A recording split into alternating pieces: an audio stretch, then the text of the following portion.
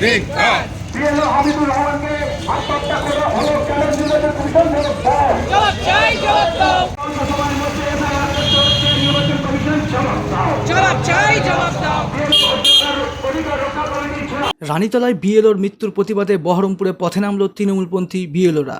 শনিবার স্কুলের মধ্যে থেকেই উদ্ধার হয় রানীতলার চরকৃষ্ণপুর বালক প্রাথমিক বিদ্যালয়ের প্রধান শিক্ষকের মৃতদেহ। এরই প্রতিবাদে রবিবার বিকেলে বহরমপুরে জেলা তৃণমূল কার্যালয় থেকে মিছিল করে বিএলও অধিকার রক্ষা কমিটির সদস্যরা।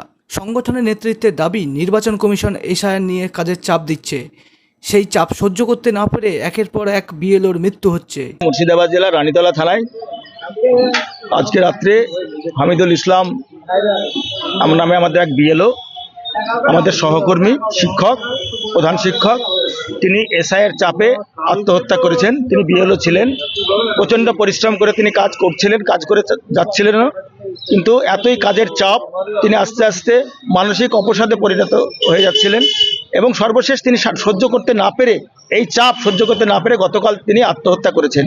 এটা অত্যন্ত আমাদের শিক্ষকদের কাছে এবং গোটা সমাজের কাছে এটা খারাপ দিক। একজন মাস্টারমশাই তিনি আজকে কাজের চাপে আত্মহত্যা করছেন। আমরা বিএলও অধিকার রক্ষা কমিটি আজকে বিএলওরা এখানে আছেন, বিভিন্ন বুথের বিএলওরা আছেন, সঙ্গে সঙ্গে শিক্ষকও কিছু আছেন আমাদের, যারা আমরা আজকে এই এটাকে প্রতিবাদ জানাচ্ছি আমাদের নির্বাচন কমিশনের বিরুদ্ধে, যে এই অন্যায় চাপ, এই অন্যায় অত্যাচার এগুলো বন্ধ করা হোক এবং বিজেপির আঙ্গুনি হলনে আজকে যে নির্বাচন কমিশন যেভাবে আমাদের বিএলওদের উপরে, আমাদের উপরে চাপ সৃষ্টি করে যাচ্ছে, আত্মহত্যাটাকে আমরা কেউ মেনে নিতে পারছি না।